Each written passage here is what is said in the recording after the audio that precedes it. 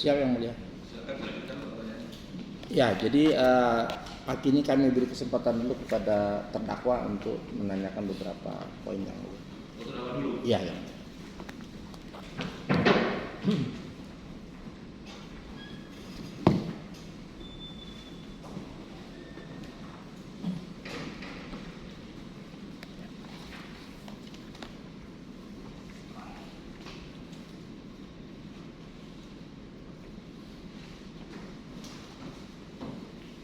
Siap.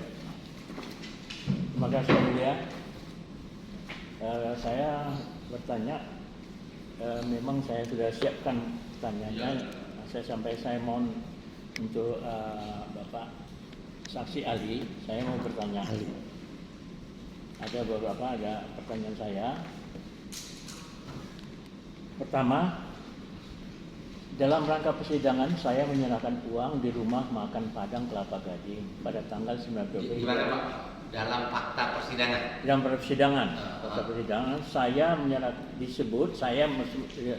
saya disebut ya menyerahkan uang atau didakwa menyerahkan uang di rumah makan Padang Kelapa Gading pada tanggal 9 Februari 2019.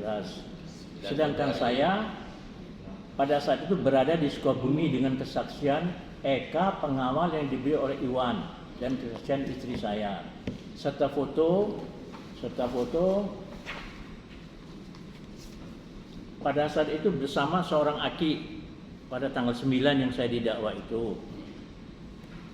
Dalam pengakuan Iwan yang diviralkan pada tanggal 28 Mei 2019 oleh Polda di media massa, ia menerima uang dolar Singapura dan menerima uang dolar Singapura dari saya pada bulan Maret 2019.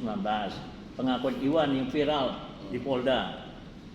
Sedangkan saya ditangkap pada tanggal 29 Mei. Lebih duluan dia ngomongkan bahwa saya buat gini oleh Polda. Dan belum dinyatakan sebagai saya belum dinyatakan tersangka karena baru tanggal 29 dia sudah ngomong tanggal 28.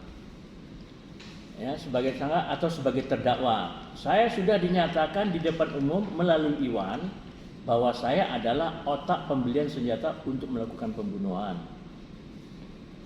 Dalam konferensi pers di Polhukam pada bulan Juni 2019 yang dihadiri Menko Polhukam Wiranto, Kapolri Tito Karnavian, Panglima TNI Hadi Cahyanto, Mahfud MD dan mantan Menlu Ali Syihab menyebutkan nama saya sebagai otak kerusuhan 22 Mei dan pembelian senjata.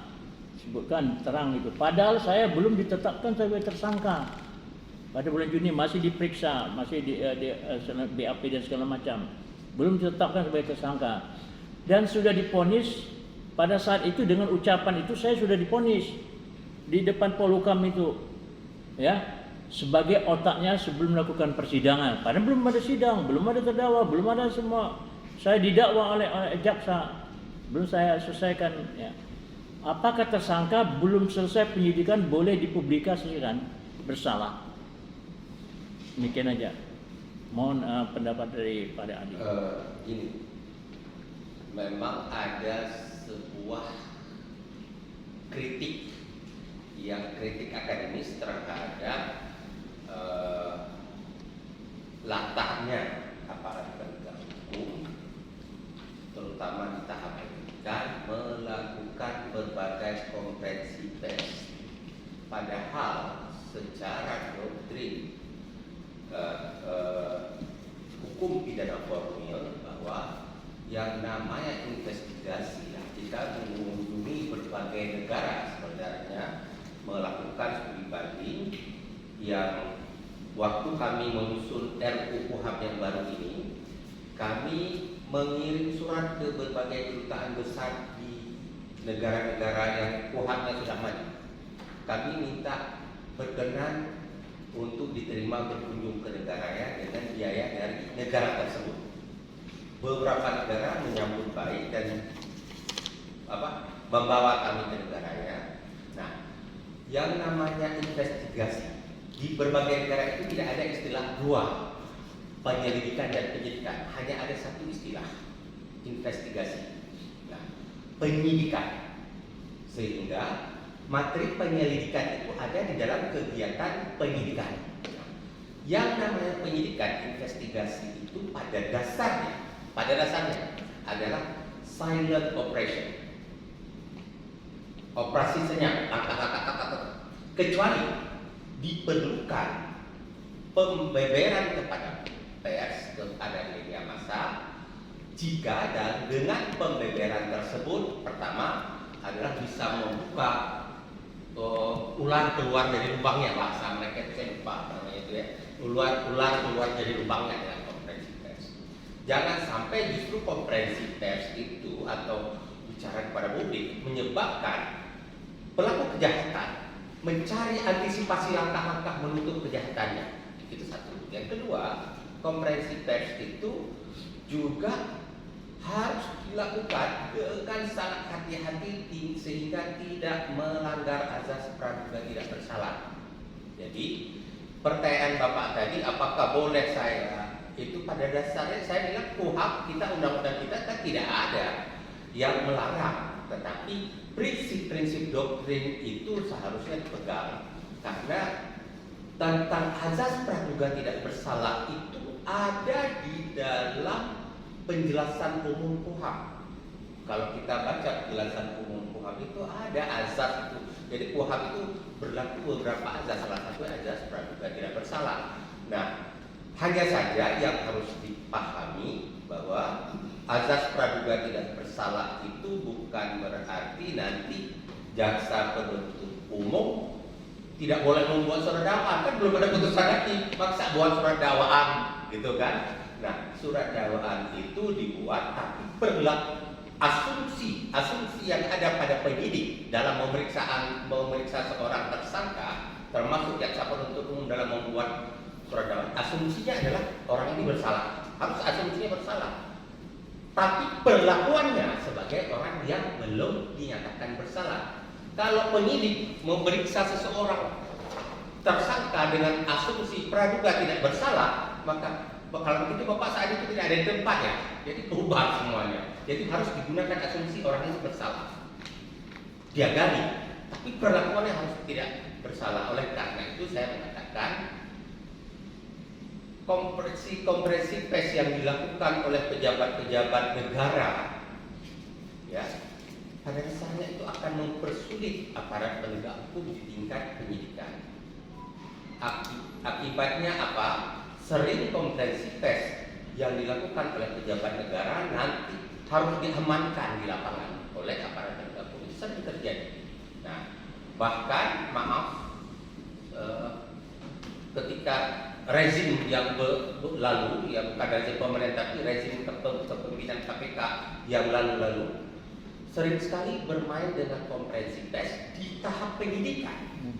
Penyidik belum menetapkan seseorang sebagai tersangka, tapi konferensi pers pimpinan KPK sudah membuat pengumuman ini orangnya, padahal itu mak kosong. Itu selalu dikritisi pada saya, salah satu yang mengkritik model penegakan hukum seperti itu. Jadi Pak, saya sekali lagi mengatakan tidak pada tempatnya Menko Polhukam membuat konferensi pers seperti itu.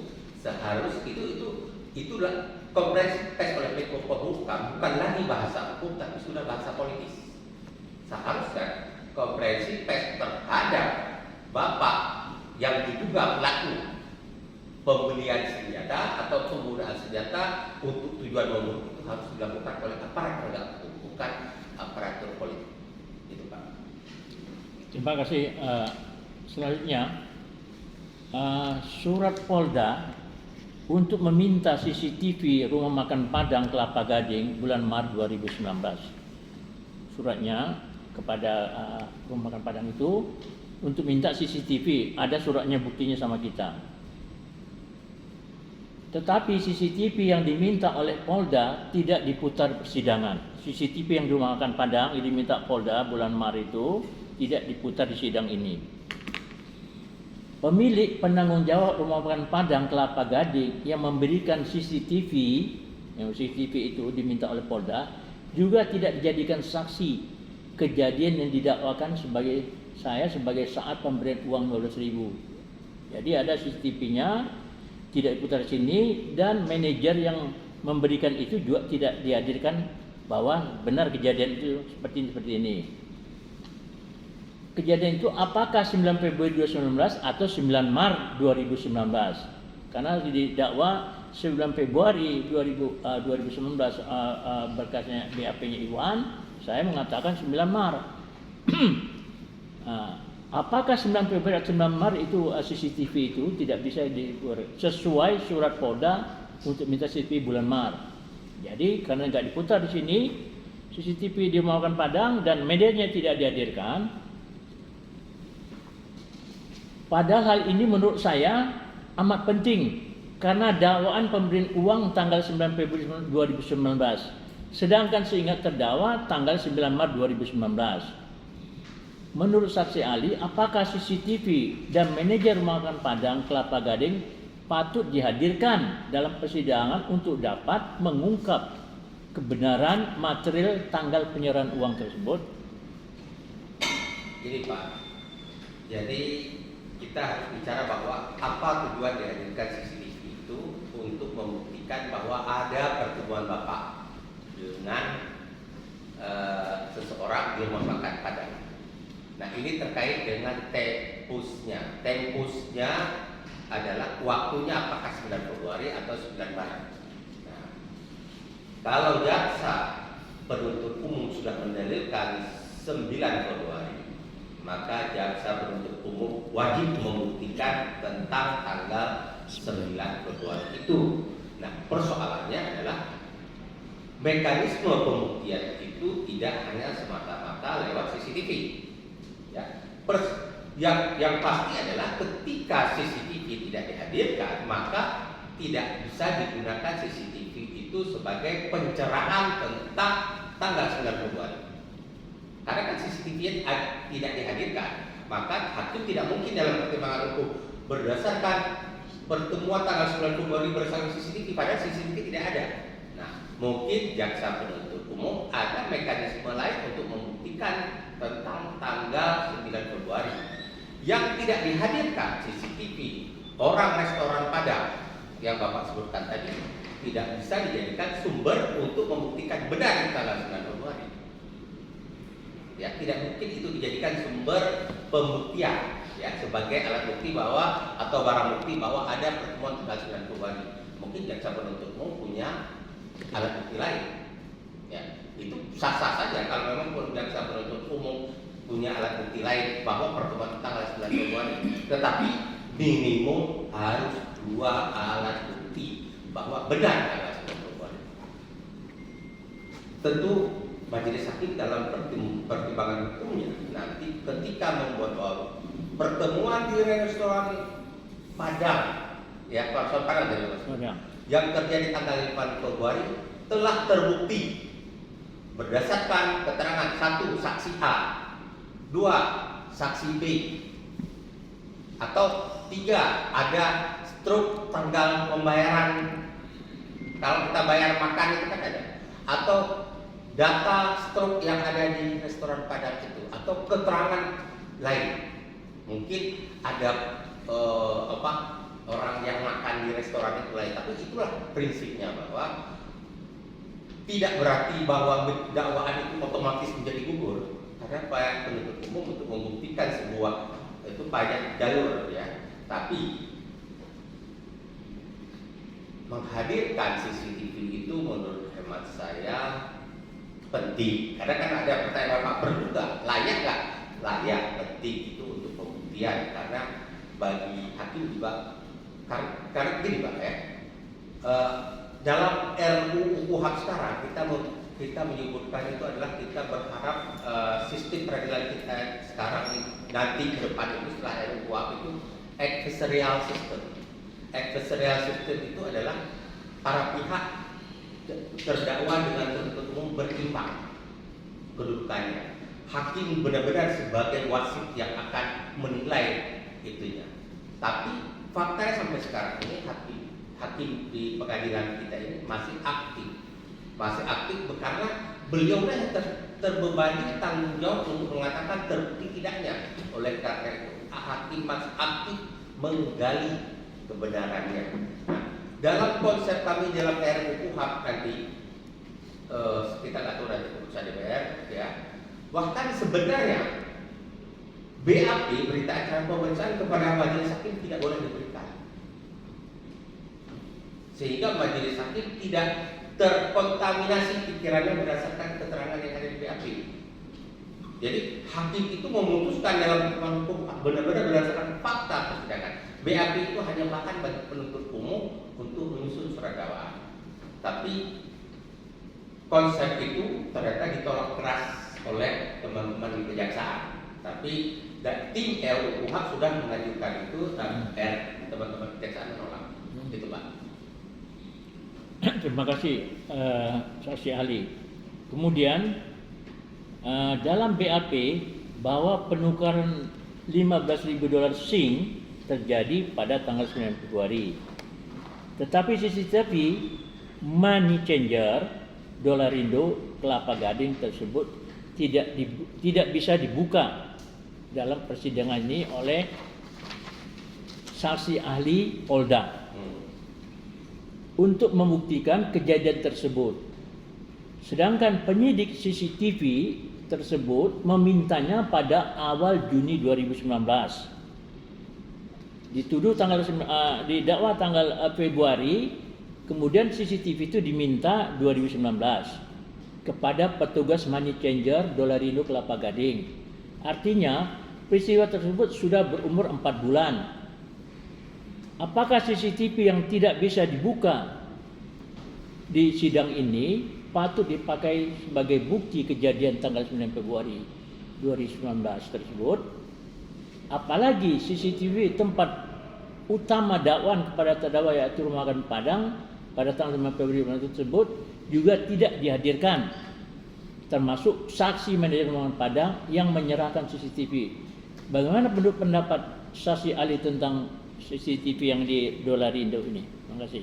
Ya, jadi CCTV itu harus dilihat sebagai dalam konteks hukum acara, dalam konteks hukum pembuktian, masuk kategori barang bukti bukan alat bukti.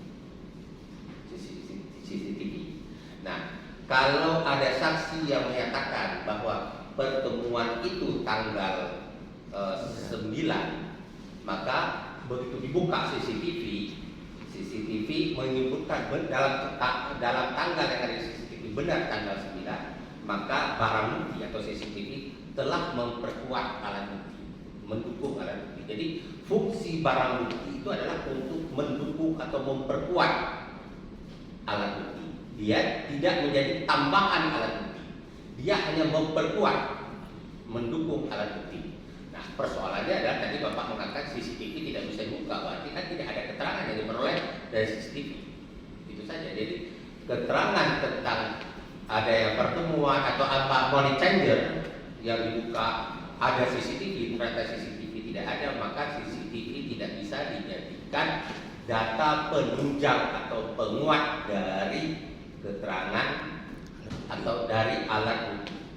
Jadi saya mengatakan bahwa dalam konsep hukum pembuktian CCTV itu kalau memang dijadikan sebagai barang bukti, ya tentu harus bisa dibuka. Kalau nggak bisa dibuka, CCTV tidak menjadi data penunjang atau pelengkap atau penguat dari alat bukti.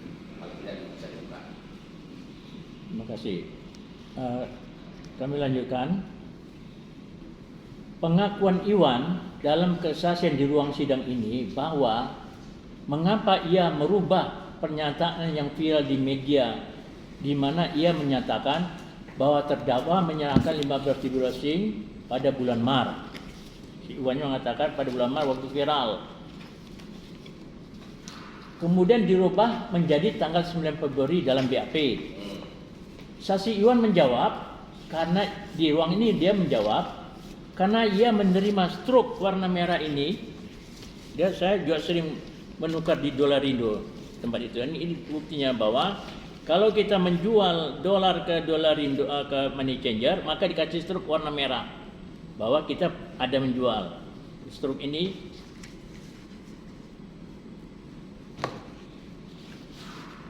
Saksi Iwan menjawab karena ia menerima struk bukti kwitansi berwarna merah ini sebagai bukti penjualan dari penyidik, bukan dari arsip pribadinya.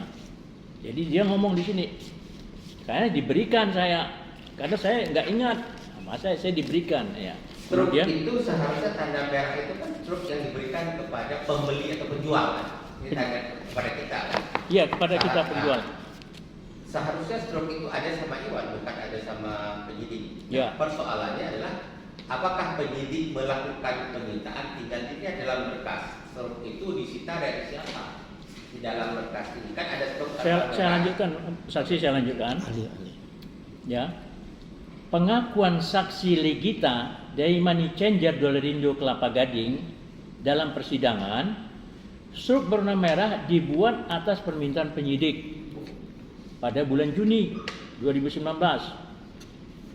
Padahal itu dikatakan Februari. Nah, tapi ini struknya menurut si Legita. Legita juga menyatakan bahwa CCTV telah direkam dan diambil penyidik Polda. Nah, tapi itu tidak buka oleh saksi Polda di persidangan untuk membuktikan kebenaran bahwa tanggal 9 Februari sesuai dengan struknya. Teller money changer Dolarindo Kelapa Gading mengaku bahwa yang menjadi saksi pada sidang DPN Jakarta Pusat adalah berlainan dengan saksi pada saat pra peradilan Juni 2019. Legita di sini. Tapi waktu pra peradilan bukan dia saksinya. Sebenarnya ia adalah teller penukaran uang bernama Legita, bukan manajer. Di sini datang tuh adalah teller, bukan manajer. Sedangkan di Jakarta Selatan sidang pra peradilan itu yang berbicara lain. Nah, jadi bergantian nih tukar orangnya. Dan dia mengaku Legita adalah manajer, padahal dia bukan manajer. Apakah keadaan ini menurut saksi ahli dapat memperkuat kebenaran kejadian tanggal 9 Februari? Masih. Oke, saya jawab terlebih dahulu tentang saksi Legita yang hadir di antara di pengadilan dengan di pra peradilan beda ya. Jadi sebenarnya yang dijadikan saksi itu adalah orang yang benar-benar berhubungan langsung dengan pekerjaan saat itu. Tapi dalam praktek peradilan kadang-kadang jaksa penuntut umum susah mencari orang yang langsung berhubungan dengan itu lagi. Misalnya sudah pindah atau apa, akhirnya yang dipanggil adalah kelembagaan money changer. Ya itu aja orang menetap. Sehingga orang yang datang ini, aduh saya nggak tahu, ini saya baru bertugas sekarang, itu sering terjadi. Seharusnya itu dalam tahap pemeriksaan sebelum P21 di P19 sudah itu cari yang pertama memeriksa itu. Nah ternyata ada orang yang berbeda yang hadir. Nah, saya menganggap kalau berbeda itu dia hanya bisa membuat keterangan berdasarkan informasi yang ada di kantor.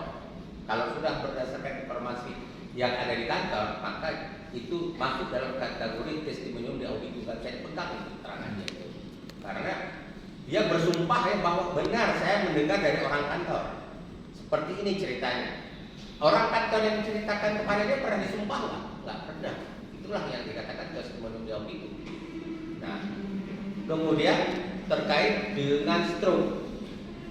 Maaf tadi Bapak mengatakan stroke transaksi terjadi di Februari, tapi stroke-nya baru keluar di Juni di atas permintaan polisi. Nah persoalannya adalah stroke itu kan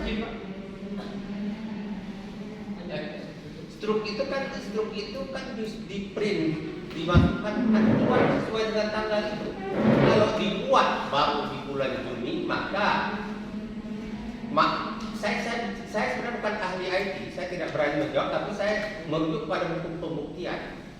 Hukum pembuktian saya harus bertanya dalam konteks hukum pembuktiannya begini, adakah kemungkinan editing di dalam studi? Karena tidak sesuai pada hari-hari buat, tapi dibuat belakangan, ada nggak kemungkinan terjadi editing? Itu semua harus diuji di ruang sidang ini. Editing, misalnya tanggalnya diubah, tanggal pembeliannya, semua bisa terjadi. Ya, jadi kenapa ini saya bisa mengetahui ini? Karena pernah saya menangani sebuah perkara sejenis ini, maaf, di pengadilan tipikor dulu, bahwa dulu BBM, BlackBerry, ya, terus di print bukan dari handsetnya, tetapi di print dari kartunya. Begitu kartu itu dimasukkan di dalam sistem, maka itu bisa diedit. Itu kata ahli, ya. Jadi oleh karena itu saat itu saya sebagai kuasa hukum meminta kepada hakim menolak print out yang dari kartu tadi, karena menurut ahli IT mengatakan itu sangat gampang diedit, tanggal-tanggalnya isi formnya diedit di kartunya kemudian di print. Dan saat itu di pengadilan dinyatakan tidak diterima print out dari kartu itu karena sangat berpotensi diedit. Tapi pembicaraan yang ada di handset diterima karena nggak bisa diedit di handset, tapi di kartu jadi. Nah, oleh karena itu kembali kepada yang Bapak katakan tadi, print out yang dibuat belakangan itu menurut hemat saya harus diuji kebenaran dan keasliannya di ruang sidang ini. Tentu hakim yang bisa menilai itu hasil pengujian itu. Ya, saya mengatakan bahwa itu sangat berpotensi terjadi editing. Oleh karena itu harus diuji kebenarannya. Saya tidak mau mengatakan sah atau tidak sah itu sebagai barang bukti, tetapi itu sudah diajukan sebagai barang bukti. Saya hanya memberikan rambu majelis hakim yang berwenang menilai sah tidaknya. Tapi yang saya ingin sampaikan, editing sangat mungkin terjadi. Jadi maksud saya dengan ada berubahnya Iwan yang tadi viral bahwa dia Mar itu tukar uang atas perintah saya, dia rubah menjadi Februari, struknya tidak dia pegang yang merah ini, maka dia karena disodorkan sama penyidik, ini dia akhirnya dia merubah, dia mengikuti apa kata penyidik. Jadi gini Pak, keterangan seseorang di luar ruang sidang, di viral, di media, di televisi, itu bukan alat bukti. Yang alat bukti adalah apa yang orang itu nyatakan di ruang sidang ini. Pertanyaannya adalah apa yang dikatakan oleh Tuhan di ruang sidang ini. Tetapi tidak otomatis keterangan saksi itu menjadi sebuah kebenaran, karena di dalam pasal 185 ayat 6 KUHP, hakim akan menilai kebenaran dari keterangan saksi tersebut merujuk kepada tata kehidupannya, sila dan segala macam. Itu ada rambu, tapi itulah hukum pembuktian kita, memberikan ruang dan kewenangan kepada majelis hakim sangat luas untuk menilai itu, karena tanggung jawab atas keputusan itu ada di tangan hakim. Hakim diberikan kewenangan menilai. Bahkan Pak, semua kasus, bahkan Pak, semua orang yang ada di sini menyatakan Bapak bersalah. Tapi kalau hakim tidak yakin dengan keterangan kita semua, padahal kita sudah di bawah sumpah untuk menyatakan melihat Bapak.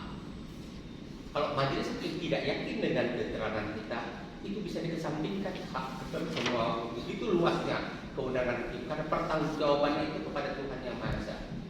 Jadi sekali lagi saya katakan, apa yang Bapak sampaikan tadi ada di kewenangan hakim memberi penilaian. Tapi rambunya ada, karena hakim itu menyatakan terbukti tidaknya bukan berarti tanpa rambu, harus dituangkan di dalam pertimbangan hukum. Kenapa dia katakan terbukti? Mana buktinya disebut itu dituangkan di dalam pertimbangan hukumnya nanti. Ya Pak. Terima kasih. Saya ada yang kelima, pertanyaan saya mengenai BAP. Saya yaitu yang nomor 36, 37, 38 dan 39. Ya. Bisa boleh kami bacakannya? Yang mulia, khusus untuk saksi ahli, di dalam BAP tanggal 29 Mei 2019 nomor 36 saya bacakan. Kemudian saat saudara mengunjungi kediaman saudara Helmi Kurniawan alias Iwan pada bulan Maret 2019, saudara Helmi alias Iwan ada memperlihatkan senjata api rakitan jenis senapan, jelaskan. Kemudian saya jawab bahwa benar pada saya datang ke kediaman saudara Helmi alias Iwan pada bulan Maret 2019 ada memperlihatkan senjata senapan kepada saya. Kemudian nomor 37, apa sebab saudara Helmi alias Iwan tiba-tiba ada memperlihatkan senjata api rakitan senapan kepada saudara? Jelaskan. Saya jawab, dapat saya jelaskan. Di pertemuan kedua saya di tempat saudara Helmi Kurniawan, ya saya bersama istri, nanyakan Iwan, saat itu saya menanyakan saudara Helmi Kurniawan pada saat itu, Wan, rumah saya yang di Gunung Pancar banyak babinya, nih ada enggak senjata buat berburu? Jawab saudara Helmi Kurniawan alias Iwan, ada nih. Kemudian saudara Helmi Kurniawan memperlihatkan senjata api laras panjang kepada saya, dan saya katakan kepada saudara Helmi Kurniawan alias Iwan, senjata apa ini? Ini buat nembak tikus. Karena seperti itu, larasnya bukan untuk berburu babi. Saya minta kaliber yang laras yang besar.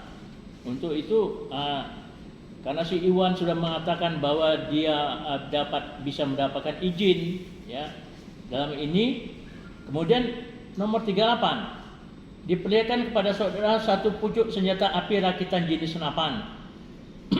Apakah senjata api yang diperlihatkan akan penyidik kepada saudara, yaitu adalah senjata api yang diperlihatkan saudara Helmi Kurniawan alias Iwan kepada saudara pada saat saudara datang ke rumah saudara Kurniawan alias Iwan di Cibinong, Perum Pisar Blok VZ, Jalan Durian Raya nomor 5 Cibinong, Kabupaten Bogor pada bulan Maret 2019. Saya jawab bahwa senjata api yang diperlihatkan kepada saya bukan senjata api yang diperlihatkan saudara Iwan Kurniawan kepada saya di Cibinong, Perum nomor 5 Kabupaten Cibinong bulan Maret 2019.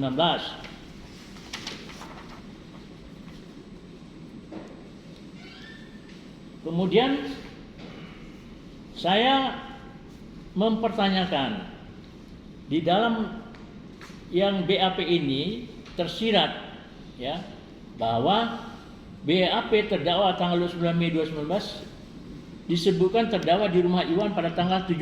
Itu kejadian 7 Maret, saya bersama istri saya datang pada Iwan. Karena rumah saya di Gunung, saya singgah mau pulang ke Jakarta. Saya mengatakan kepada Iwan untuk yang nomor 37, banyak babi di kebun terdakwa di Gunung Pancar. Nah, itu yang 37.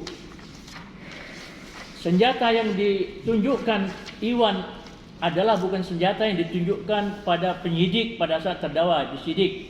Itu 38. Ciri-ciri senjata yang ditunjukkan Iwan tidak punya popor. Waktu ditunjukkan kepada saya, tidak punya popor, tidak punya teleskop, tidak ada pegangan anti panas seperti yang terlihat yang ditunjukkan penyidik yang ada di ruang sidang ini. Senjata baru ditanyakan secara spontan. Saya nanyakan secara spontan. Bukan saya rancang, saya datang. Saya sampaikan karena dia waktu itu bulan Januari 2018 meminjam tempat saya untuk latihan sarpam.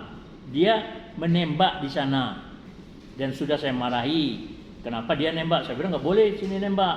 Waktu mau minta izin, oke. Dari situ saya tahu.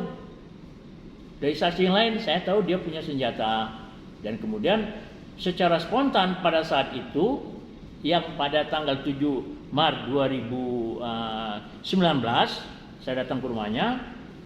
Saya spontan, saya nanya, bukan saya rancang, saya spontan.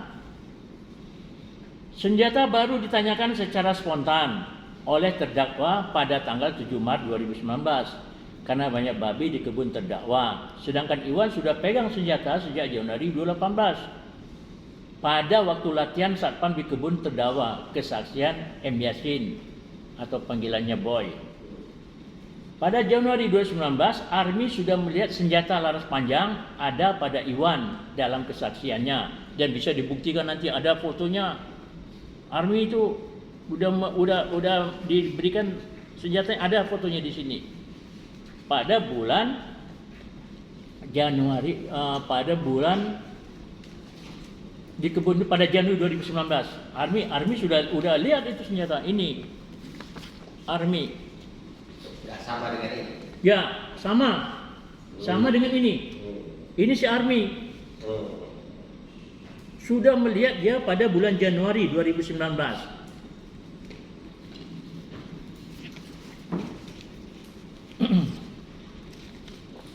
Pada itu Army sudah melihat senjata inilah sepanjang ada pada Iwan dalam kesaksiannya.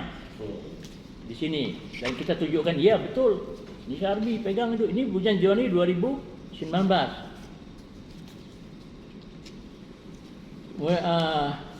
Sedangkan Iwan menyatakan bahwa senjata ini baru dia terima dari Adnil, kesaksian Iwan 4 Maret 2019 dengan 3 senjata. Ini kesaksian Iwan, padahal ini sudah terbukti. Ini sudah melihat, Boy sudah melihat bahwa senjata itu sudah ada pada Iwan. Nah, dia melaporkan kepada saya tanggal 4 dia terima katanya, ya. Kemudian baru menerima senjata dari Anil, kesaksian Iwan. Karena Anil dalam kesaksian hasil Anil di sini diminta Iwan untuk mempersamakan waktu penyerahan senjata tersebut untuk memudahkan BAP. Dia sudah menyerahkan sejak bulan Februari 2019. Kesaksian Anil dilihat oleh si Boy pada Januari 2018, oleh Army 2019 sudah bahkan dia pegang dalam kesaksian di sini. Jadi dengan demikian Adnil itu diperintahkan Iwan untuk merubah. Dia punya BAP yang dia serahkan pada bulan Februari, dia ajukan menjadi bulan Maret karena permintaan Iwan. Nah, itu yang menjadi pertanyaan saya. Saya lanjutkan. Berdasarkan BAP, terlihat bahwa kejadian tanggal 7 Maret bukan dirancang dan diminta oleh terdakwa. Bukan, saya tidak meminta. Ya, sejak 2 Oktober, tuduhan saya sejak 2 Oktober dia mengatakan bahwa saya belum bisa senjata. Karena senjata ini sudah ada pada dia. Pada bulan Januari 2018. Tetapi spontanitas, saya meminta itu pada 7 Maret 2019, spontanitas. Bukan saya rancang sejak Oktober 2018 di dalam pernyataan Iwan, ya. Karena banyak babi di kebun terdakwa. Pada saat itu terdakwa dan Iwan membicarakan rencana demo tanggal 12 Maret 2019 dan mengatakan terdakwa akan memberikan biaya 500.000 dolar Singapura pada tanggal 9 Maret 2019. Kemudian saya mohon menanyakan kepada saksi bagaimana pandangan saksi. Pak ahli. Maaf, saksi ahli. Saksi ahli, senjata tersebut dikumpulkan di depan sidang ini seolah-olah terdakwa merencanakan untuk menyuruh atau bersama terdakwa yang lain seperti Iwan, Vivi, Tajudin, Adnil, Admi, Ivan dan Abil Marati yang juga menjadi korban kriminalisasi si Abil Maratinya masa pemberian uang untuk membantu terdakwa dalam pembelian senjata. Tetapi oleh Iwan dalam kesaksiannya buat di uang ini, uang dari Abil Marati bukan untuk membantu terdakwa guna membeli semua senjata yang ada di depan sidang ini. Sehingga seolah-olah di depan sidang patut disangkutkan kepada terdakwa. Semua senjata ini dan peluru ini adalah berkaitan dengan terdakwa. Padahal terungkap pada persidangan ini. A. Pertemuan kembali dengan Iwan tidak direncanakan. Saya bertemu dengan Iwan tidak direncanakan. Pada tanggal 2 Oktober itu tidak direncanakan. Oktober 2018 di Ruang Buaya. Selama ini Iwan menghilang sejak saya tegur latihan menembak di tempat saya pada bulan Januari 2018, menghilang. Baru saya ketemu lagi dia 2 Oktober 2018 di Ruang Buaya. Saat saya marahi dia, baru ketemu saya Januari 2018, 2018 Oktober baru ketemu lagi Bang Buaya. Pertemuan itu bukan tanggal 1 Oktober, tapi 2 Oktober. Nah, di sini diakui di BAP dia adalah ini buktinya saya ada semua. Ini adalah 2 Oktober. Ini 2 Oktober. Jadi Iwan mengatakan 1 Oktober, tapi akhirnya dia robah. Ya, akhirnya termasuk penyidik yang merubah menjadi 2000 tanggal 2. Padahal dia mengatakan tanggal 1, ini tanggal 2. Dia katakan tidak ada saya memesan senjata, tidak ada saksi apapun. Dia sendiri yang mengatakan. Padahal saya tidak ada omong-omong sama Iwan di Lubang Buaya itu pada tanggal 2 yang dia katakan tanggal 1. Nah, kemudian revolver yang telah diterima Iwan dari Vivi itu sudah ada sejak tahun 2017. Kesaksian Vivi bulan Oktober pada 2018. Ya. Yang dikatakan bulan Oktober, VP mengatakan bulan Oktober 2018. Saksi M. Yasin yang dia adalah juga anggota dari Iwan ya, di dalam Satpam dan dalam lainnya, saksi M. Yasin sudah melihat revolver baik ladies gun, revolver dan laras panjang sudah ada pada Iwan waktu latihan Satpam di kebun terdakwa Januari 2018. Semua sudah terbukti, ada foto dan semuanya dia kirim. Ya, si boynya foto-fotonya lengkap sama si boy memberikan kepada saya, kemudian kepada penasihat hukum. Pak, mohon maaf Pak, boleh dipersingkat apa yang ditanya? Ya, sedikit lagi Pak. Pistol Maya diberikan pada Army sejak Februari 2019. Tapi tidak diambil Army. Iwan latihan menembak bersama Vivi di kebun terdakwa pada Januari 2018, saksi istri dan hartan. Tentu dia sudah menembak. Dengan demikian penghimpunan senjata seolah-olah permintaan terdakwa. Hal ini banyak saling bertentangan dalam keterangan para saksi lainnya. Menurut saksi, menurut ahli, semua bukti dan kesaksian apakah relevan disangkutkan kepada terdakwa ini? Gini Pak, saya jawab karena saya tidak boleh menilai keterangan saksi orang per orang. Tetapi saya menyampaikan sebuah rambu berdasarkan hukum pembuktian bahwa keterangan saksi yang satu dengan yang lain yang tidak bersesuaian, ya, maka akan menyebabkan, kalau kita lihat di dalam pasal 188 KUHP tentang alat bukti petunjuk, maka akan menyebabkan tidak ditemukannya petunjuk. Karena petunjuk, minggu yang lalu sudah saya jelaskan bahwa petunjuk itu diperoleh oleh hakim, bukan oleh para pihak. Dengan adanya keterangan yang satu dengan yang lain saling bersesuaian di antara tiga alat, yaitu antara keterangan saksi dengan keterangan saksi, atau antara keterangan saksi dengan alat bukti surat, atau antara keterangan saksi dengan terdakwa, atau terdakwa dengan surat. Jadi kalau Bapak sampaikan tadi yang saling bertentangan, maka tinggal jaksa penuntut umum merangkai yang saling bertentangan itu, tentu disingkirkan, dirangkai untuk bisa diperoleh sebuah bukti petunjuk. Nah, masalahnya adalah kemudian Bapak menceritakan tadi juga kepada saya tentang senjata. Antara senjata yang diperlihatkan di sini dengan senjata yang Bapak diperlihatkan oleh Iwan di tempat Iwan tidak identik, itu bahasa hukumnya biasanya tidak identik, tidak sama. Ya, jadi persoalannya adalah Iwan bilang yang mana ini? Kalau Iwan bilang yang ini, maka tidak didukung oleh keterangan Bapak, maka baru keterangan Iwan. Tidak bisa ditemukan alat bukti lain. Harus ada alat bukti lain yang akan ditunjukkan oleh penuntut umum bahwa benar ini senjatanya. Atau yang mana yang Bapak sebutkan? Karena kan Bapak bilang untuk tembak babi yang diperlihatkan oleh Iwan, justru itu untuk nembak tikus. Berarti kan lebih kecil kalibernya gitu kan. Berarti sedangkan ini saya nggak tahu ini bisa nembak. Nggak bisa membunuh babi, tidak bisa ini. Kecil ini. Kecil 22 nggak bisa. Ini Iya, nggak bisa. Oke. Hmm. Makanya saya bilang tadi itu kembali kepada pembuktian lebih lanjut. Ini kan masih ada tahap-tahap pembuktian walaupun sudah pemutusan ahli. Kalau hakim, majelis hakim menganggap belum sempurna, masih bisa memberikan peluangan kepada para pihak untuk menambah pembuktiannya itu. Nah, hukum acara kita tidak pernah mengatakan urut-urutan pemberian keterangan di ruang sidang.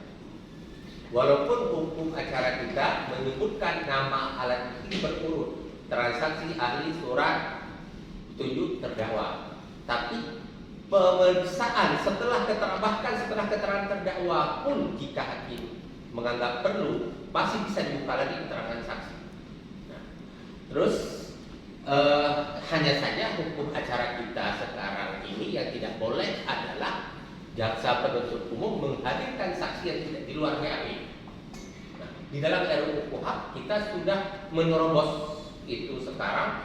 Nanti kalau RUU KUHP itu sudah disahkan, jaksa penuntut umum begitu sidang berlangsung masih bisa berkoordinasi dengan penyidik, cari saksi ini, cari bukti ini, bisa yang di luar BAP.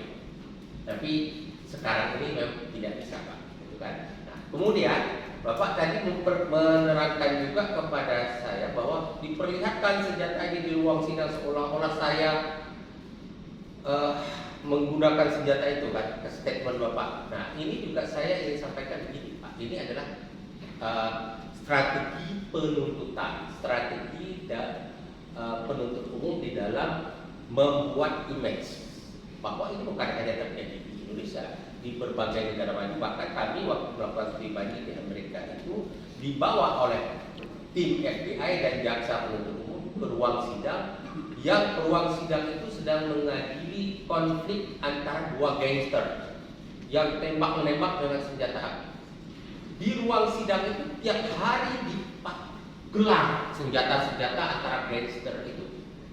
Akhirnya kita bertanya, tim ini, saya Prof. Tagifan, ada satu orang Hakim Agung, kemudian sudah meninggal beliau, kemudian dari Kejaksaan Agung itu Pak mantan Jampitsus, ya, dari Mabes Polri juga segala macam itu, Bang Buyu. Kita tanya kenapa ini digelar? Mereka mengatakan bahwa itu strategi dari jaksa penuntut umum untuk membangun image kepada hakim, karena hakim dan orang tunggal dan juri bahwa mengerikan kejahatan ini. Itu normal-normal saja, tidak ada larangan. Tetapi masalahnya adalah kita tidak ada juri, hakim udah terbiasa melihat barang bukti jadi kayak begini tidak akan terpengaruh. Jadi nggak usah khawatir seolah-olah ini diceritakan itu akan merusak image Bapak. Enggak, hakim tetap akan berada dalam itu hanya strategi penuntutan. Ini pasti saya rasa ini akan jelas sampai dengan baca rekusitor, mungkin sampai dengan putusan hakim. Itu normal.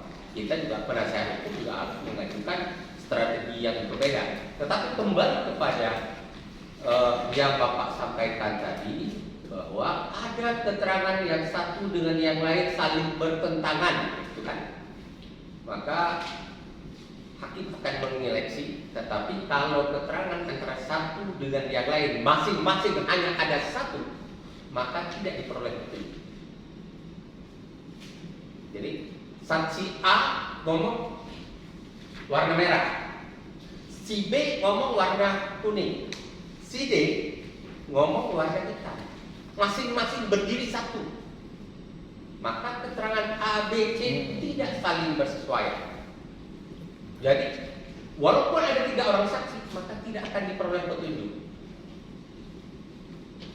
Dan di situ ada keuntungan terdakwa, ruginya penuntut umum.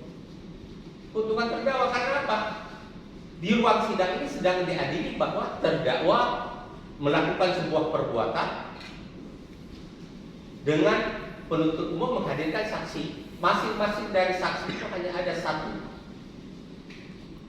orang yang memberikan keterangan itu, tidak saling bersesuaian, bahkan tidak diperoleh alat bukti petunjuk, sehingga tidak ada 2 alat bukti, Pak. Tapi kalau ada masing dari saksi itu saling bersesuaian, 2 padahal 1 saksi, padahal hanya ada alat bukti saksi. Dua orang saksi memberikan keterangan saling bersesuaian. Berapa alat bukti? Satu dari alat bukti saksi, satu lagi dari petunjuk. Jadi ada dua alat bukti. Kalau dua orang saksi memberikan keterangan tidak saling bersesuaian, maka tidak ada alat bukti petunjuk. Hanya ada satu alat bukti saksi tadi. Stop. Nah, kalau menurut hemat saya, Pak, itu adalah yang Bapak uraikan tadi kepada saya yang Bapak baca. Maaf, Pak, ini saran saya kepada Bapak. Tolong dalam tahap pledoi itu Bapak uraikan dengan bahasa yang lebih mudah dimengerti. Waktu Bapak baca pledoi nanti, hakim bisa nangkap. Saya sendiri suka sulit sekali menangkap apa yang Bapak uraikan, tapi saya ambil intinya dari sisi hukum pembuktian. Mungkin rumusannya itu sebelum Bapak bacakan didiskusikan dengan tim penasihat hukum ini. Redaksi Bapak, Pak, jangan seperti tadi panjang Bapak uraikan tapi susah ditangkap. Cara saya, Pak. Ya. Ya. Ada dua lagi. Saya lanjutkan. Iwan, Armi, dan Irfan ditangkap pada tanggal 21 Mei 2019. Vivi, Tajudin, dan Adnil ditangkap tanggal 28 Mei 2019. Sedangkan terdakwa dan Habil Marati ditangkap tanggal 9 Mei 2019. Walaupun berbeda tanggal dan penangkapannya, tetapi disebutkan dalam dakwaan bersama-sama ya, pada tanggal 21 Mei 2019 ya, terlibat dalam kepemilikan senjata ilegal. Menurut ahli, peristiwa yang berlainan waktunya apakah dapat disatukan tanggal penangkapan dan pekerjaannya? Pak, bersama-sama itu kemungkinan dalam surat adalah bersama-sama ketika melakukan kesepakatan atau kejahatan, bukan dalam konteks penangkapan. Bisa saja, Pak, bersama-sama dilakukan, tapi ketika itu dalam konteks ada kesepakatan atau melakukan kejahatan, tapi tidak dalam konteks penangkapan. Penangkapan itu terkait dengan penyidikan nantinya, tapi bukan terkait dengan waktu terjadinya kejahatan. Bisa saja itu terjadi, Pak.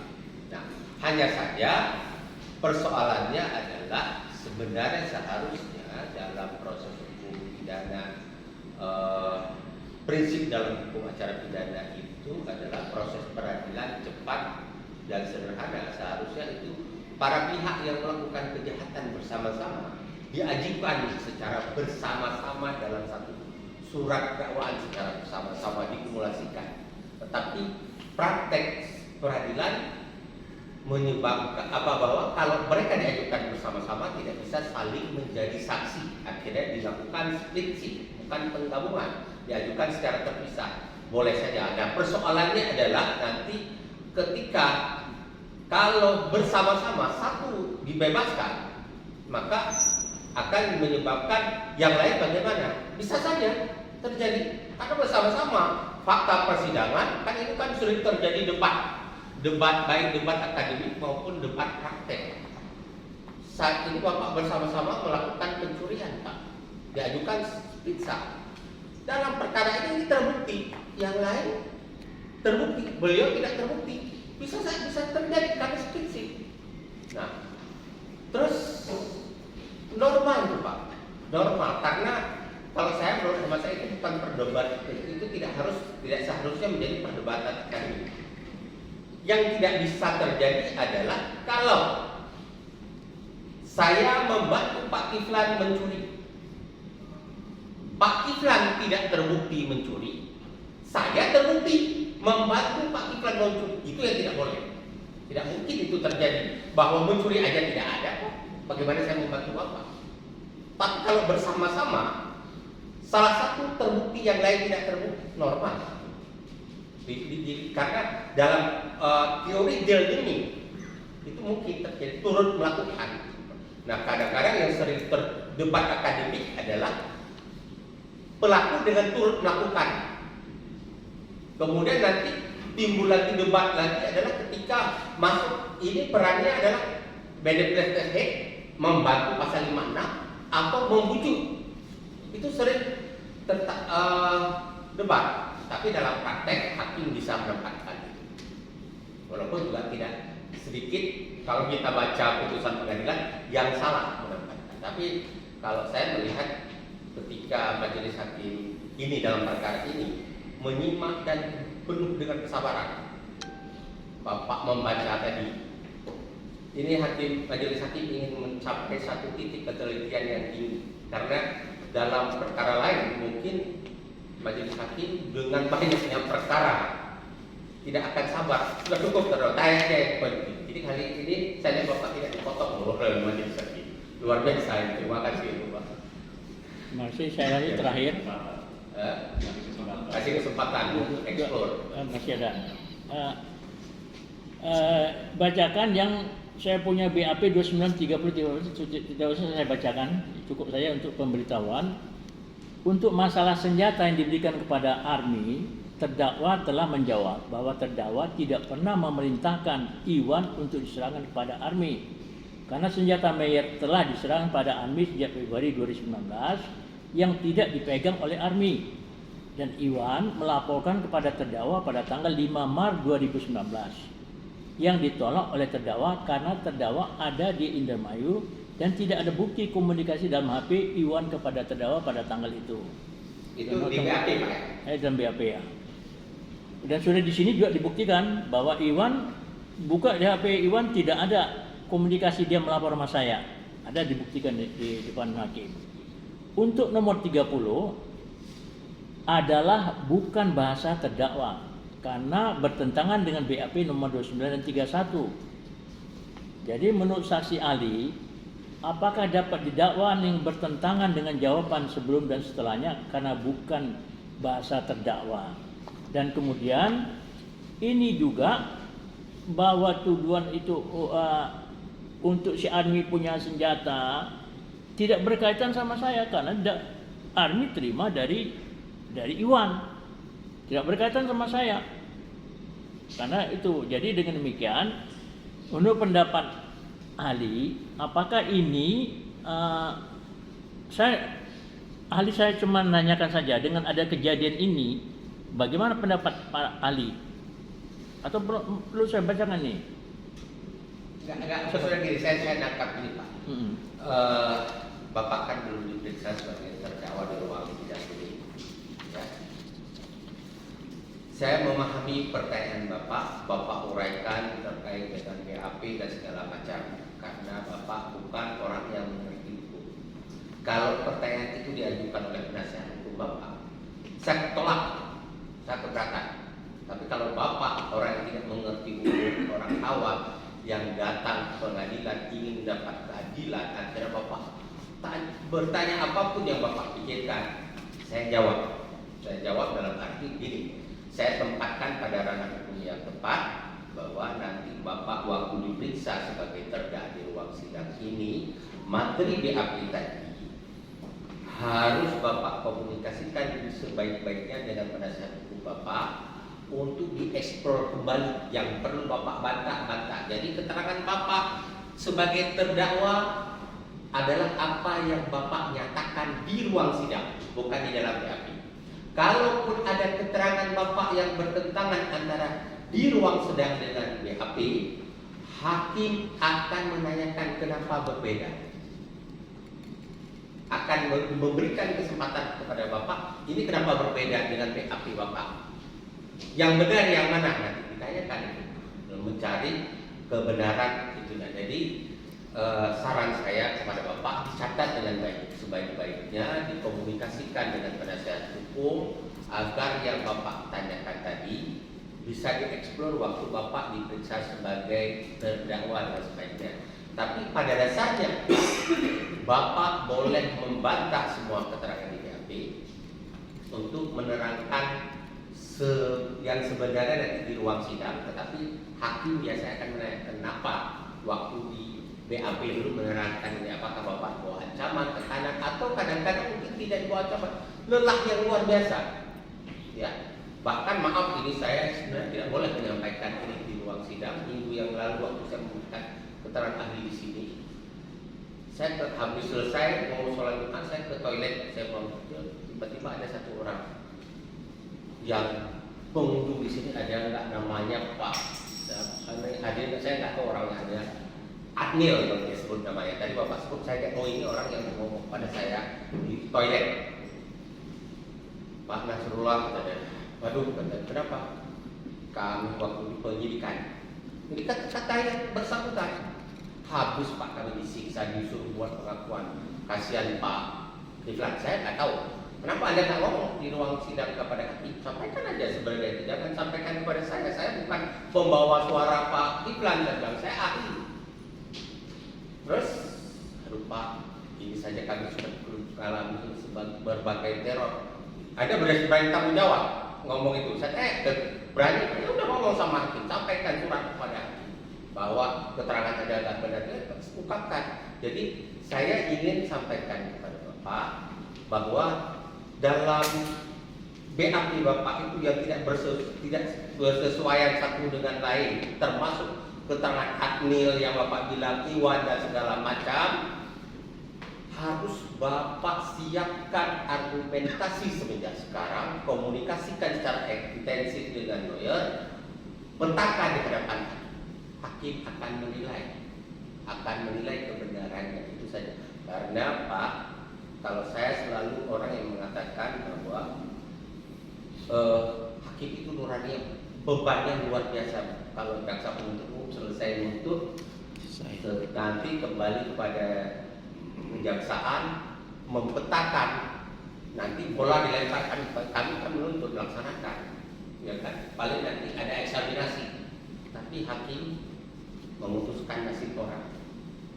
Bapak harus mainkan strategi, melakukan langkah menggoyak keyakinan hati. Ketika alat bukti sempurna, goyak keyakinan hati. Karena ketika hakim tidak yakin, dia Bapak harus membebaskan. Itu saja Pak. Yang terakhir, Adnil, Iwan, terutama Iwan di sidang ini mengatakan begini, bahwa baik Army juga dengan ada bukti video dan bukti lainnya bahwa mereka disuruh mempertahankan apa BPAP itu, dan kemudian mereka disantuni oleh penyidik setiap bulan 5 juta. Mereka bunyi di ruang sidang ini. Ruang sidang ini ngomong, namanya Iwan, sidang Army juga di ruang sidang ini, dan ada buktinya pemberian santunan untuk keluarganya. Mohon maaf, ini ada kami sampaikan aja. Ini ada bukti, fotonya, ada videonya. Penyidik, terutama di reskrimnya, menyerahkan uang katanya untuk santunan. Apakah dibolehkan penyidik setiap bulan memberikan sampai putus mereka keluar baru dilepas?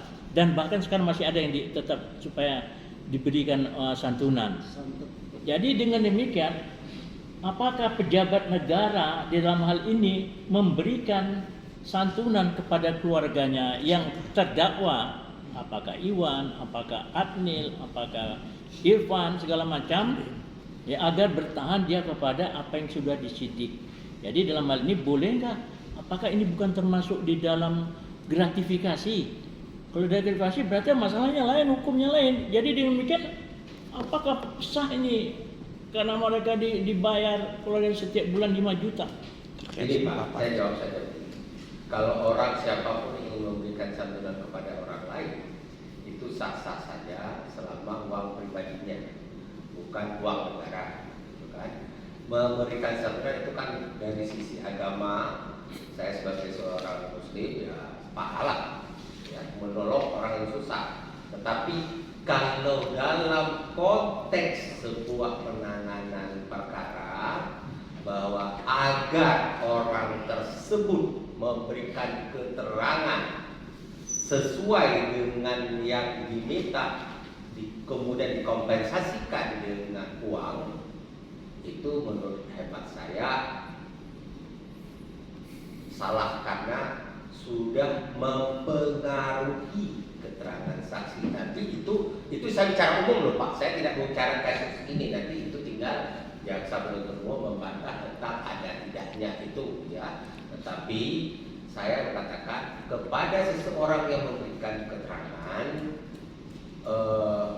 tidak boleh diberikan santunan dengan untuk memberi. Jadi gini, ada juga ahli yang diberikan dibayar. Misalnya ahli hadir ke ruang sidang dibayar oleh misalnya terdakwa. Tapi saya tidak loh Pak. Saya mengatakan saya pure kepada Bapak ya. Karena apa dibayar oleh kepada ahli itu? Dia ahli itu dalam sampai untuk memberikan keterangan dia mengorbankan waktu, tenaga, pikiran, bahkan biaya transportasi. Ya, itu diberikan uang, bukan dalam konteks memberikan keterangan sesuai dengan keinginan terdakwa, tapi diberikan uang atas pengorbanan, kompensasi atas pengorbanan waktu, tenaga, pikiran, bukan dalam karena keterangannya itu bisa dibeli. Nah, kalau keterangannya bisa dibeli, maka dia pendapat ahli sesuai dengan pendapatan dari gitu kan. Nah, itu yang harus kita hindari. Jadi beda halnya dengan saksi yang Bapak ceritakan tadi dibayar untuk memberikan keterangan mempertahankan BAP. Nah, itu salah. Tidak boleh. Kalau memang ada kebenaran itu dan bunyi di ruang sidang, hakim tentu akan mengeliminir keterangan kayak begitu. Bahkan sebenarnya yang persoalannya adalah kalau kita mau melapor tentang penyidik atau pejabat di lembaga penyidikan yang memberikan itu, kepada siapa kita lapor? Ini persoalannya. Itu persoalan besar itu dari sistem hukum kita Pak. Masa lapor jeruk makan jeruk, itu persoalan besar. Ya. Dan saya rasa tentu pun penuntut umum sepakat dengan saya bahwa perilaku itu tidak boleh ada, tapi harus ditiadakan paling tidak. Dan persoalannya adalah itu akan terjadi melulu dan akan berulang kalau hakim, majelis hakim, saya mohon maaf sekali kalau majelis hakim tidak tegas dan tidak berani mengeliminir yang seperti itu, nanti akan berulang lagi. Kita tidak mau negara kita hukum ditegakkan dengan jual beli seperti itu. Semua kita di sini punya kepentingan agar negara kita hebat, kuat, dan dari sisi penegakan hukum benar-benar fair, benar-benar apa adanya. Itu Pak jawaban saya. Terakhir sekali, ini memang terakhir sekali.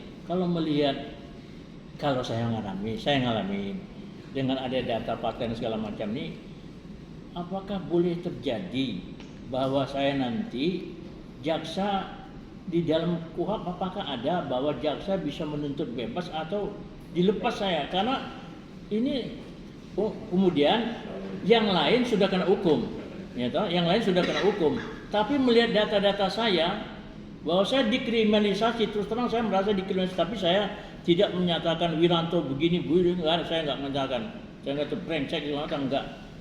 Yang mereka yang tingkat atas lah, senior saya, tapi saya mengatakan gitu. Tapi kalau melihat ini ada unsur politik terhadap saya, tapi ada termasuk dikriminalisasi. Cuma begini, saya menurut pendapat ahli, apakah boleh jaksa menuntut saya itu bebas? Boleh. Apakah juga jaksa melepaskan saya? Saya sudah dapat.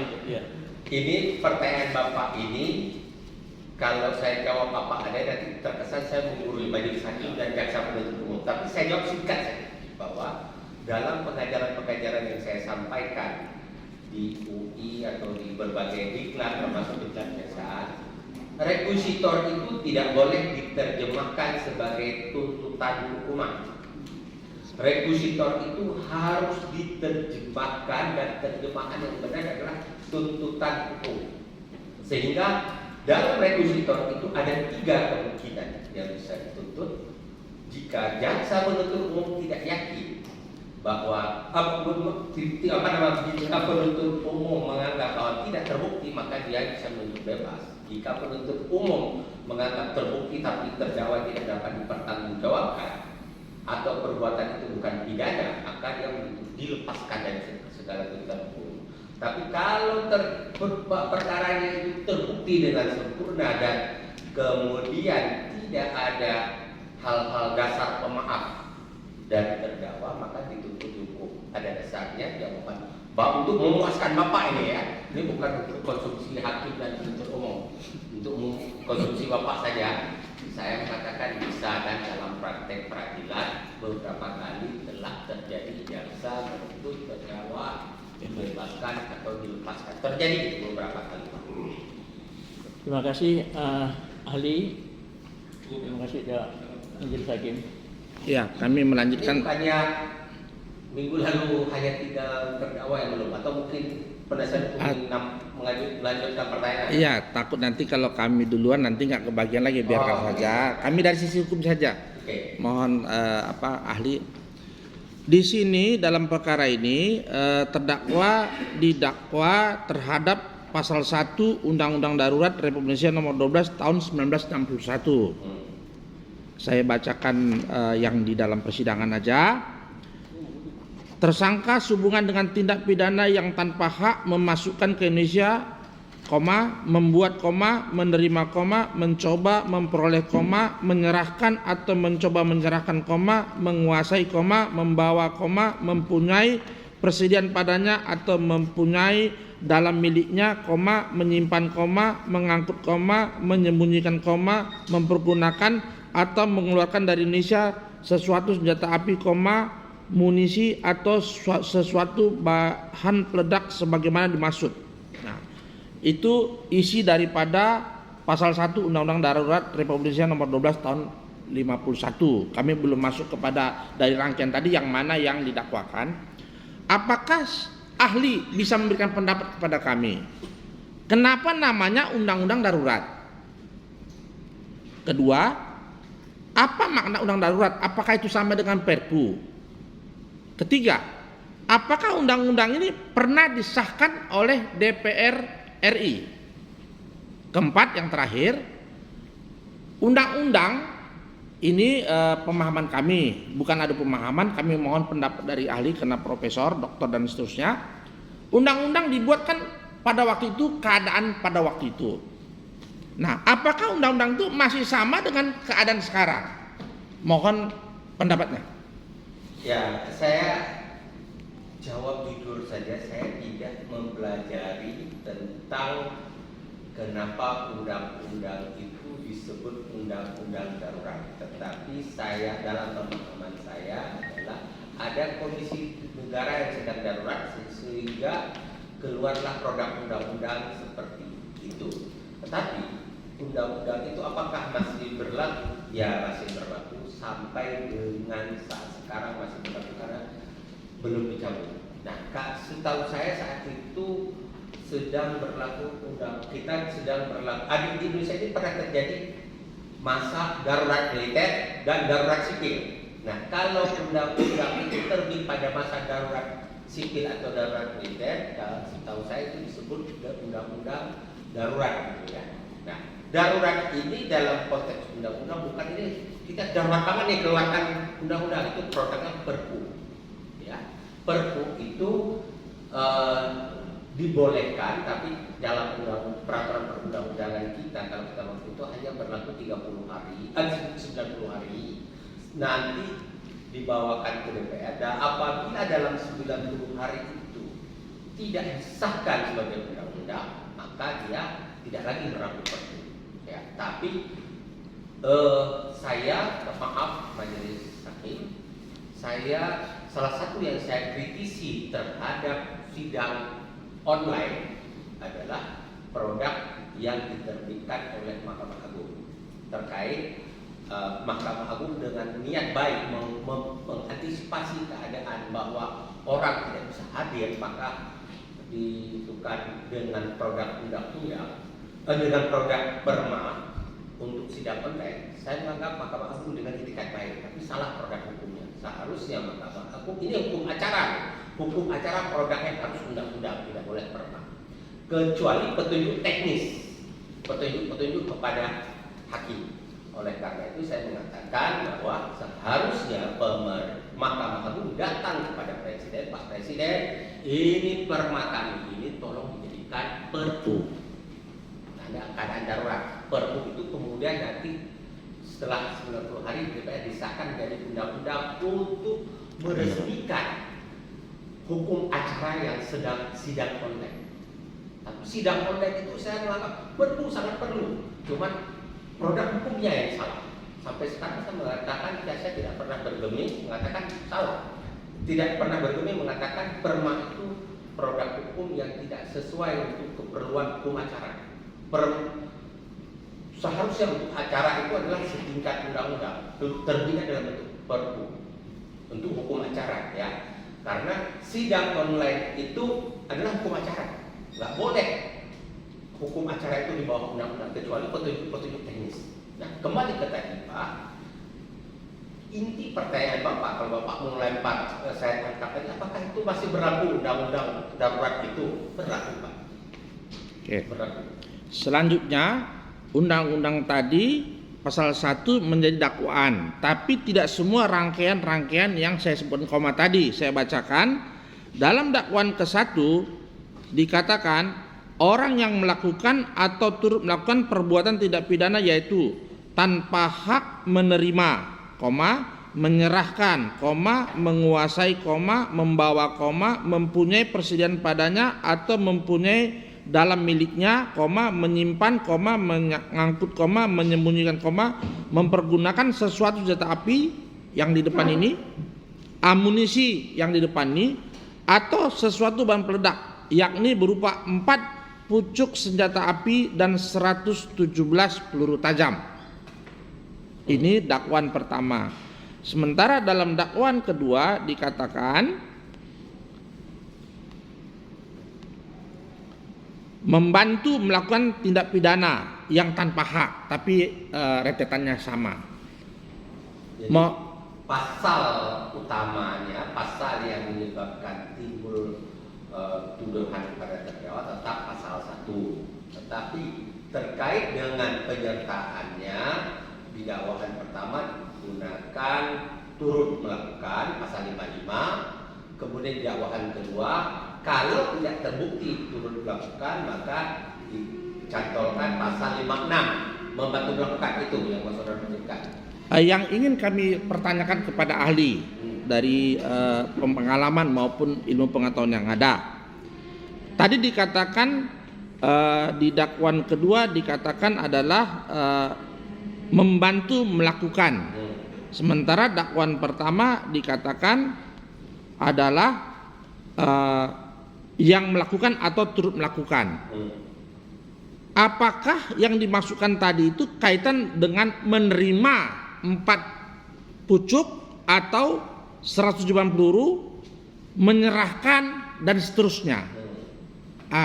Karena dalam persidangan tidak pernah ada saksi yang mengatakan barang-barang ini berhubungan dengan terdakwa, kecuali hanya mengenai pengakuan dari seseorang mengatakan bahwa uang yang diberikan itu untuk membeli ini. Mohon pendapat ahli. Jadi kan gini, kalau Anda merujuk membedah surat dakwaan, kalau saya menangkap surat dakwaan itu adalah surat dakwaan alternatif. Boleh saja alternatif. Kalau tidak terbukti turut melakukan, maka berdasarkan fakta persidangan nanti mungkin jaksa akan masuk membantu melakukan. Makanya saya nggak tahu apa yang lebih diyakini dari fakta persidangan ini, atau fakta persidangan bisa saja nanti jaksa penuntut sampai kepada doa Pak Kiflan tadi. Kita nggak tahu gitu ya. Karena sampai dengan nanti ada rentut dari jaksa di lembaga kejaksaan tidak sama dengan lembaga pengadilan Pak Kiflan. Ini mohon izin Pak, saya memberikan pencerahan kepada Pak Kiflan, bukan kepada teman-teman jaksa. Kalau di pengadilan sepenuhnya kewenangan itu ada di tangan hakim. Kalau di penuntutan ada rentut yang dibuat berjenjang dan tim penuntut umum pendapatnya apa, berapa masa lama itu nanti naik ke, mungkin kalau di ada perkara tertentu ke Kejari dulu, nanti ke Aspidum, ini perkara umum, sampai ke Kajati, nanti bahkan dalam perkara-perkara tertentu kemungkinan seperti kasus Pak Kiflan ini bisa saja sampai kepada jaksa agung. Saya nggak tahu kebenarannya. Ini hanya asumsi saya. Setidaknya jam hidup sampai ini laporannya, ya. setidaknya. Jadi Pak Kiflan, mohon maksudnya begini, jangan terlalu istilahnya Anda istighfar ke apa? Bisa saja teman-teman jaksa penuntut umum ini semangatnya sama dengan yang Bapak doakan, tapi pendapat dari akhirnya belum tentu sama. Tapi Bapak selalu berdoa kepada Allah membuka pintu hati majelis hakim. Karena kemudian sepenuhnya ada di majelis hakim loh Pak. Ya. Nah, walaupun nanti majelis hakim pun sangat besar kemungkinan akan ada pemeriksaan kenapa putusannya seperti ini. Karena sistem hukum kita ini ada lembaga-lembaga yang struktural dan non struktural melakukan pengawasan terhadap semua persidangan. Tetapi tidak boleh kepada materi putusan. Pak, kembali kepada pertanyaan Bapak tadi.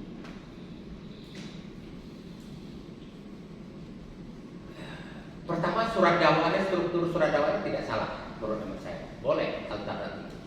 Kemudian Bapak lihat kalau rangkaian ceritanya itu, ya kan, melakukan ini, itu adalah di akhirnya nanti atau boleh salah satunya. Tidak harus semua. Beda halnya kalau tidak, maka seluruh itu menjadi unsur. Nah, kemudian tentu saya tidak boleh memberikan penilaian terhadap keterangan saksi, tetapi saya menyampaikan sebuah pemikiran hukum gitu. Hakim akan sampai kepada tahap penilaian dari keterangan-keterangan yang alat-alat bukti yang dihadirkan ke persidangan terpenuhi tidak unsur itu secara sempurna. Dalam hukum pembuktian, setiap unsur itu harus bisa dibuktikan minimum dengan 2 alat bukti. Setiap unsur. Kata misalnya setiap orang membawa senjata api. Misalnya yang dituduhkan adalah membawa atau memberikan uang untuk membeli senjata api. Hakim harus baru bisa menghukum setelah ada 2 alat bukti yang menyatakan benar beliau memberikan uang untuk membeli senjata api. Kalau keterangan satu tok seperti yang sudah saya jelaskan kepada yang lalu, bukan berarti itu tidak ada keterangan. Bukan berarti gugur saksi itu tetap keterangan saksi sah kalau dia diterangkan di bawah sumpah dan memenuhi syarat formil dan macam-macam, namun belum cukup untuk menghukum orang. Jadi unus testis itu salah kalau terjemahkan kalau satu saksi bukan saksi. Satu saksi tetap saksi, tapi tidak cukup untuk menghukum orang. Begitu Pak. Ya. Terima kasih Adi. Cukup yang mulia? Ya, selesai. Cukup yang mulia.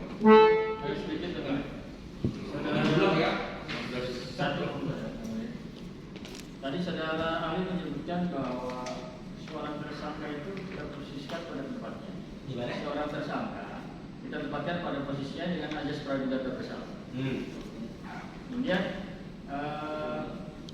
di dalam perkembangannya, kemudian juga ada keterangan di situ kan ada selain keterangan tersangka maupun pengakuannya sendiri. Tadi menerangkan bahwa ada pengakuannya sendiri karena dia diposisikan sebagai azas praduga bersalah itu, dia menerangkan apa adanya. Walaupun misalnya tadinya kan ditekan, misalnya oleh penyidik ditekan dipaksa, tetapi dia akhirnya timbul sendiri kesadarannya bahwa walaupun dipaksa tapi dia menceritakan apa adanya. Sekali itu juga dia misalnya diberikan uang, tapi tidak mempengaruhi uang itu. Saya akan menceritakan apa adanya dalam sidang. Itu pendapat ahli Pak. Iya, makanya pertama pemberian uang itu harus dinyatakan salah dulu. Itu tidak boleh. Kemudian keterangan terdakwa di ruang sidang, walaupun dia pernah menerima uang, bisa saja keterangannya itu dia ngomong apa adanya, tidak terkait dengan penerimaan uang. Nah itu kan bisa diuji di ruang sidang ini. Tetapi pemberian uang itu sudah salah. Nah sebenarnya kalau saya salah satu negara apa ya yang ada di kami lakukan itu, saksi itu sudah dibayar terlebih dahulu. Itu di dalam due process of law, sistem negara yang menganut due process of law, saksi itu langsung gugur. Tapi di Indonesia itu tidak diatur langsung gugur, ya, karena dianggap bahwa sudah dirusak keterangan saksi itu. Nah, tapi saya mengatakan bahwa dengan sistem hukum kita sekarang ini, saya sering dipertanyakan Indonesia ini due process of law atau crime control model. Crime control model itu yang penting kejahatannya sikat aja dulu, walaupun caranya tidak itu. Nah, di due process of law ini bahwa kamu ingin menegakkan hukum harus sesuai dengan aturan hukum yang ada. Kalau ada aturan hukum yang tidak sesuai kamu tegakkan, menjadi tidak sah itu proses hukum. Nah, Indonesia model apa? Saya selalu percaya Indonesia model Pancasila. Ada yang boleh, ada enggak. Ya. Nah, itu karena saya tidak tahu model apa yang pas di Indonesia. Saya sendiri punya semangat Indonesia juga harus dalam konteks due process of law. Nah, fakta dengan alasan bahwa Indonesia sistem Pancasila, maka dalam tanda kutip ini ya, dalam tanda kutip canda saya, maka kalau saksi tadi pernah diberikan uang dan segala macam untuk memberikan keterangan, tentu tidak boleh langsung dinyatakan gugur saksi itu, tetapi didengar keterangan di ruang sidang ini dinilai oleh hakim. Apakah keterangannya itu ada sedikit menyimpang atau masih ada ancaman nggak di luarnya itu? Karena ada kasus-kasus seperti yang saya sudah jelaskan ini dulu, kadang-kadang aparat penegak hukum kita menghadap case merah putih.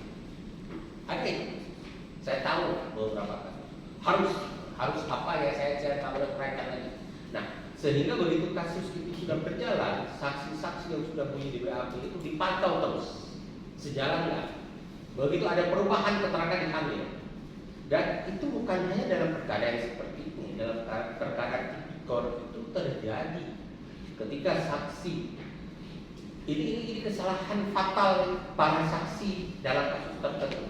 Ketika dia di bawah tekanan sampai tengah malam diperiksa jam 10 malam dia belum pulang, HP-nya nggak boleh bawa, harus simpan di loker. Keluarganya udah gitu, ya udah terserah bapak mau apa, saya berikan keterangan. Dia berpikir nanti saya ubah ke pengadilan. Ya, dia uraikan semua itu sesuai dengan skim yang sudah ditentukan. Dia tuangkan di situ. Nanti di pengadilan begitu sulit dia membatalkan itu. Tidak mudah. Kenapa kamu itu lakukan? Oh, dibilang tekanan. Begitu dia menyatakan tekanan, ini mohon maaf majelis hakim ya, saya mengkritisi majelis hakim secara umum, bukan majelis hakim ini. Terus begitu nanti dia berkata dia bawa tekanan dan ancaman, panggil saksi proses verbal. Begitu dihadirkan saksi proses verbal itu tidak disumpah. Kita pernah nggak kamu ngancam? Enggak, saya nggak pernah. Jangan berjalan apa adanya. Jadi yang dipegang oleh majelis hakim nanti keterangan saksi proses verbal itu bahwa telah didengar keterangan saksi proses verbal yang menyatakan tidak ada tekanan. Jadi kalau saya mengatakan sebenarnya majelis hakim sederhana, keterangan saksi yang mana yang diberikan di tahap penyidikan tidak disumpah, sehingga itu tidak boleh menjadi alat bukti. Yang sah adalah yang diberikan di ruang sidang, yang dia disumpah. Terlepas nanti hakim percaya apa tidak dengan keterangan di ruang sidang, tetapi mengambil sebagai fakta persidangan bunyinya di BAP itu salah. Yang harus diambil adalah bunyi yang di ruang sidang. Masalahnya hakim mengatakan di ruang sidang ini hakim tidak bisa percaya, tinggal diuraikan, tidak bisa saja seperti itu. Nah, jadi Pak, kembali kepada saksi yang pernah Bapak sebutkan tadi menerima uang, tapi keterangannya boleh dipercaya, boleh.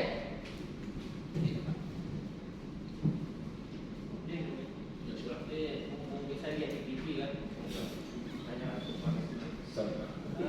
Saudara Andi, ada dua yang punya. Silakan.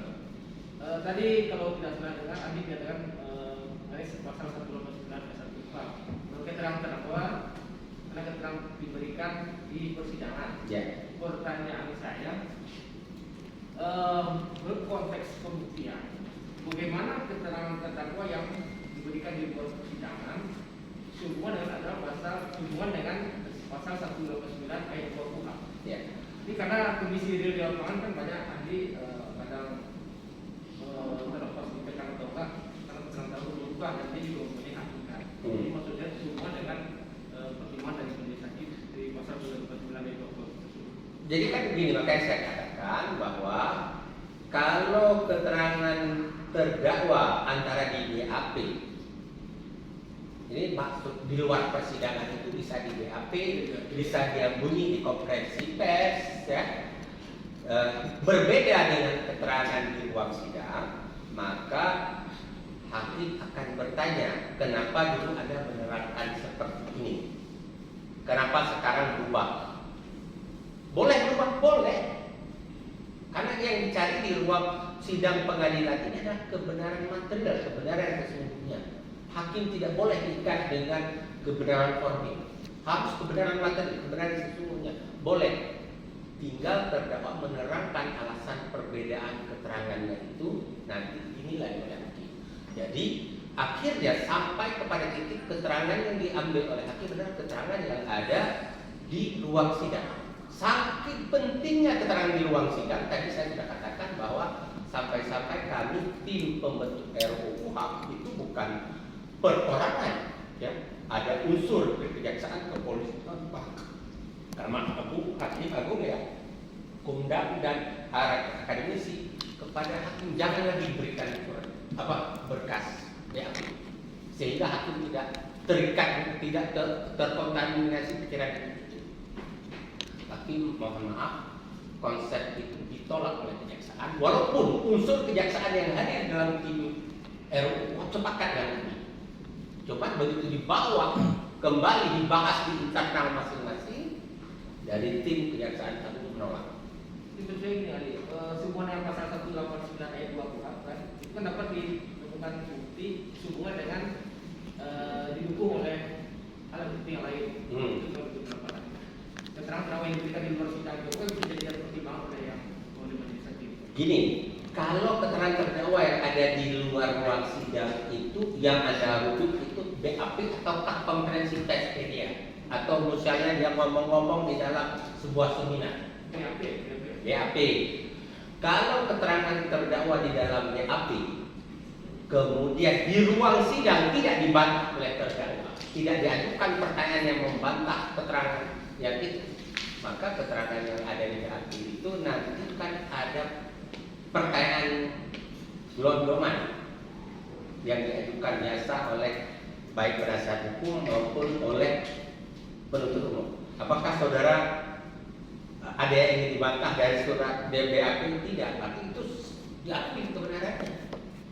Makanya Pak Kiflan, karena saran saya adalah Bapak belajar di BAP semua, nanti dipertanyakan di ruang sidang ini. Saya bantah keterangan saya BAP nomor sekian yang benar adalah sebagai berikut. Tinggal Bapak membuat argumentasi pada hakim bahwa kenapa Bapak bantah. Kalau tidak, berarti keterangan Bapak di BAP itu nanti dianggap Bapak ini dengan pertanyaan gelondongan tadi. Maaf ya, saya ngomong fakta persidangan itu seperti itu. Betul ya Mulia. Tadi ahli juga menyinggung masalah perkara yang deskripsi. Jadi kalau boleh saya ilustrasikan, tadi ahli juga sudah ilustrasi, saya mengarah kemudian yang misalnya 5 orang, yang 4 orang itu misalnya terbukti bersalah. Yang satunya belum diputus. Pertanyaan saya, apakah putusan dari majelis yang menyatakan bahwa yang kawan-kawan yang terbukti bersalah itu bisa jadi rujukan atau timbang oleh majelis hakim untuk mengadili perkara teman yang tidak boleh jadi pertimbangan dan rujukan karena hakim punya otonomi yang sempurna dalam perkara yang sedang diadili. Tidak boleh merujuk pada perkara lain. Walaupun sebenarnya dalam praktek peradilan hakim tetap mempertimbangkan putusan dalam perkara lain, tapi sebenarnya otonomi hakim sempurna di dalam perkara yang sedang dialami berdasarkan fakta persidangan yang ada di dalam perkara itu. Ya, nah, yang repotnya itu selalu saya katakan bahwa bahwa kalau majelisnya sama, itu kadang-kadang bisa terjadi putusan dalam suatu perkara yang lain, ya, yang dianggap sudah terbukti, padahal materi sama di sini. Di sini tidak terbukti, itu akan timbul kok berdua majelis. Kalau majelis yang berbeda, itu sangat otonom majelis memberikan putusan yang berbeda dengan putusan yang lain.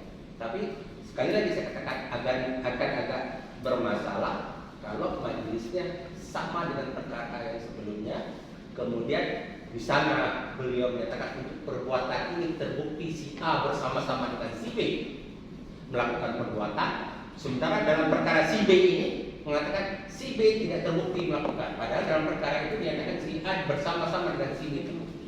Itu dramatis. Tapi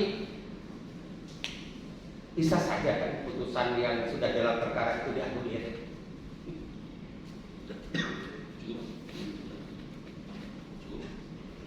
Terima kasih. Kalau memang di dalam ini memang susah antara pelaku dengan turut melakukan, tipis saja kalau juga saling sekarang ini. Betul. Ya, kalau praktek Pak Budi Sudin secara akademis saja kami mengalami kesulitan ketika memetakan lebih rinci pelaku turut melakukan, kemudian dengan membujuk dan membantu melakukan. Dalam secara teori saja agak sulit Pak, apalagi dalam praktek. Nanti mungkin tadi ada pertanyaan di RUU Kuhap yang baru. Insya Allah Pak, cuma persoalannya Pak, kalau Bapak lihat di Indonesia ini, satu-satunya undang-undang yang paling sulit disusun adalah KUHP, karena banyak subsistem yang berkepentingan. Semua subsistem ini pengen kewenangannya tidak boleh diregulir. Ya. Jadi beberapa tahun. Kalau kalau kita serahkan ke DPR di periode DPR Presiden SBY yang kedua sudah kita serahkan ke DPR, kemudian DPR sudah membahas kemudian diserahkan kepada kami tim penyusun, kami menjawab itu sudah dibahas, ternyata habis masa jabatan ganti DPR bahas dari nol lagi. Ini sekarang DPR ini kalau tidak disahkan pada DPR ini, maka begitu DPR diganti 2024 nol lagi. Sementara DPR setahun 5 kali reses. Saya selalu mengkritisi ini adalah korupsi terselubung. Siap. Silakan saya ceritakan kesimpulannya ya. Siap. Terima kasih Prof.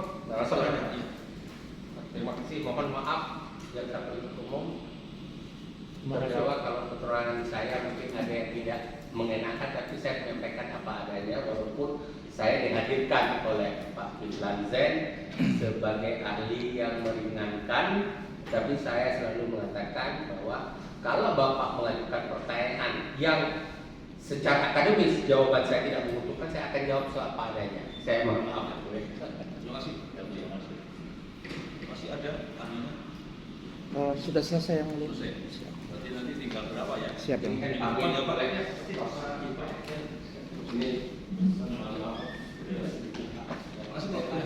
Pak, saya lihat Bapak itu sekali dengan Profesor Dr. Didi Rahbini. Apa saudaranya?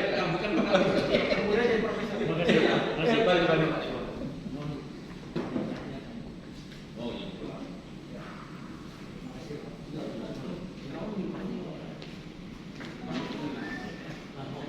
Awas itu.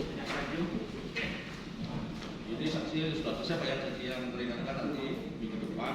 Terus ada apa ya Pak? Kalau bisa pagi jam 9 aja. Mudah-mudahan Bapak siap ya. Terima kasih yang mulia. Ya,